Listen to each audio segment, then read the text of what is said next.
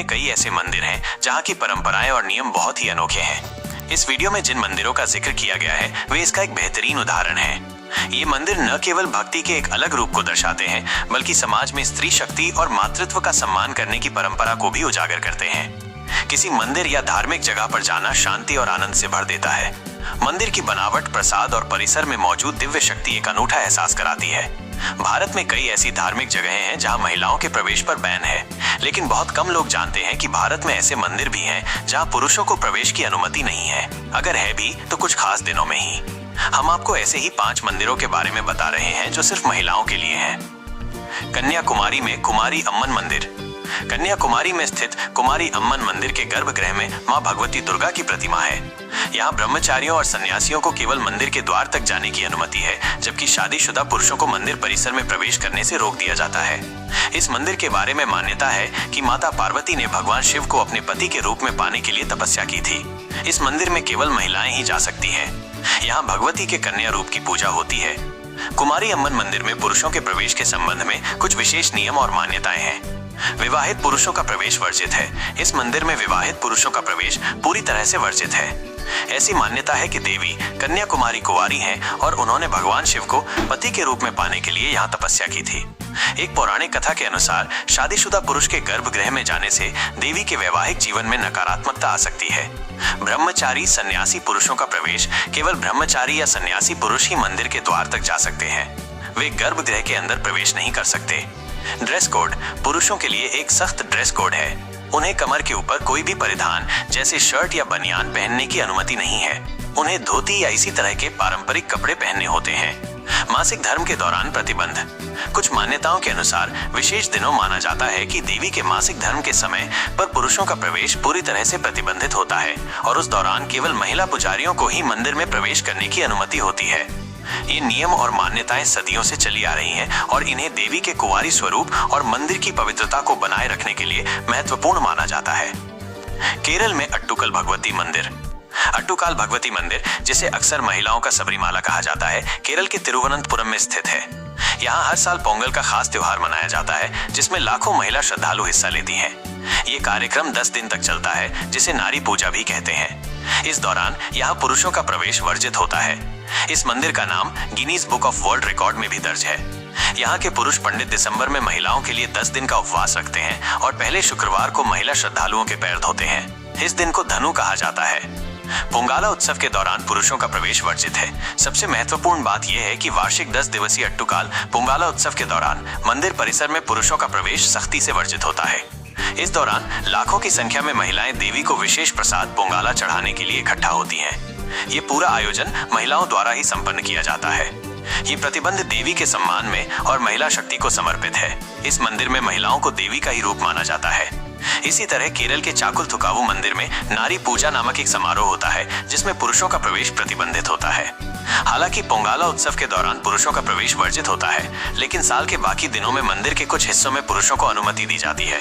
हालांकि मुख्य गर्भगृह के आसपास के क्षेत्रों में भी कुछ विशेष नियम और प्रतिबंध हो सकते हैं। संक्षेप में, अट्टुकाल भगवती मंदिर में पुरुषों का प्रवेश मुख्यतः वार्षिक पोंगाला उत्सव के दौरान वर्जित होता है।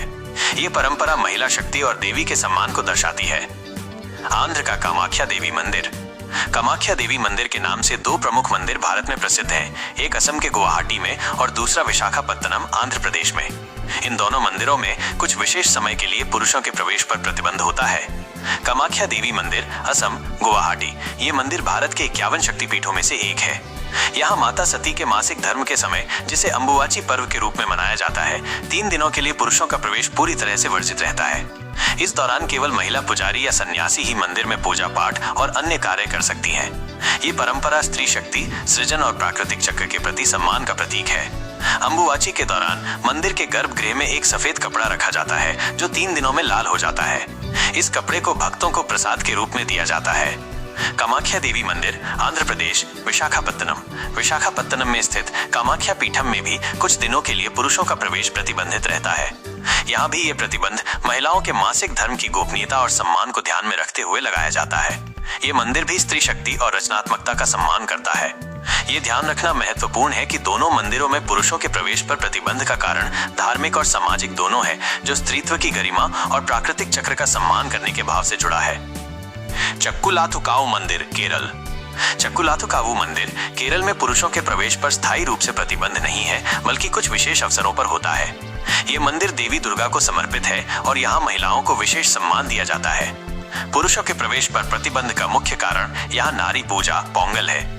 ये मंदिर हर साल नवंबर या दिसंबर के महीने में 10 दिन का नारी पूजा नामक उत्सव आयोजित करता है, जिसे स्थानीय रूप से धनु भी कहा जाता है। इस दौरान मंदिर में केवल महिलाओं को ही प्रवेश की अनुमति होती है। यहाँ विशेष अनुष्ठान में नारी पूजा के आखिरी दिन पुरुष पुजारी 10 दिन तक व्रत रखने वाली महिला भक्तों के पैर धोते हैं। ये अनुष्ठान महिलाओं के प्रति सम्मान और श्रद्धा का प्रतीक है। इस विशेष पूजा के समय पुरुषों का प्रवेश पूरी तरह वर्जित होता है। अन्य जानकारी के अनुसार ये मंदिर अपने पोंगल त्योहार के लिए भी प्रसिद्ध है, जिसमें लाखों महिला श्रद्धालु हिस्सा लेती हैं। चक्कुलाथुकावु मंदिर को महिलाओं का सबरीमाला भी कहा जाता है। चक्कुलाथुकावु मंदिर में पुरुषों का प्रवेश साल भर वर्जित नहीं होता, बल्कि मुख्य रूप से नारी पूजा जैसे विशेष अनुष्ठानों और त्योहारों के दौरान होता है, जो महिलाओं को समर्पित होते हैं। त्र्यंबकेश्वर मंदिर, नासिक, महाराष्ट्र। ऐतिहासिक रूप से त्र्यंबकेश्वर मंदिर के गर्भगृह में महिलाओं के प्रवेश पर रोक थी, जबकि कुछ विशेष नियमों जैसे रेशम का वस्त्र सुवाला पहनकर पुरुषों को प्रवेश की अनुमति थी। ये प्रतिबंध पेशवा काल से चला आ रहा था।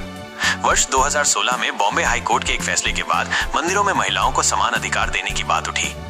इसी के चलते त्र्यंबकेश्वर मंदिर ट्रस्ट ने एक प्रस्ताव पारित किया था, जिसमें पुरुषों के भी गर्भगृह में प्रवेश पर रोक लगा दी गई थी, ताकि महिलाओं और पुरुषों के साथ समान व्यवहार सुनिश्चित किया जा सके।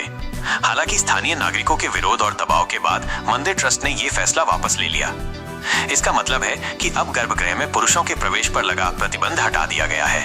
वर्तमान नियमों के अनुसार पुरुषों को गर्भगृह में प्रवेश की अनुमति है, लेकिन इसके लिए कुछ विशेष नियम हैं। उन्हें रुद्राभिषेक या अन्य विशेष पूजा करने के लिए ही गर्भगृह में जाने की अनुमति होती है। इसके लिए उन्हें विशेष परिधान जैसे कि रेशम का वस्त्र पहनना होता है। महिलाओं को गर्भगृह के बाहर से ही दर्शन करने की अनुमति है।